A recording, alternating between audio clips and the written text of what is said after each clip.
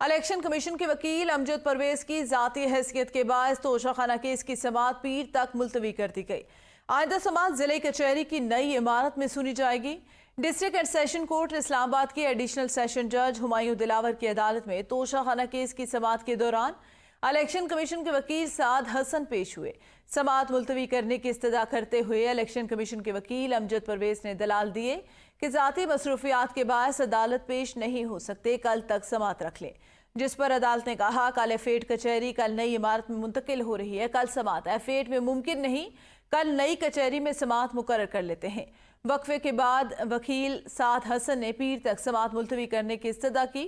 دوران سماعت chairman P T I کے وکیل گوہر علی خان پیش ہوئے، جن کے ساتھ مکالمہ کرتے ہوئے جج نے کہا آج کل بہت مصروفیات ہیں، امجد پرویز آج پیش نہیں ہو سکتے، پیر کو نئی عمارت میں کیس کی سماعت ہوگی، جس پر گوہر علی خان بولے نئی کچہری میں نئے ماحول کے ساتھ سماعت ہوگی۔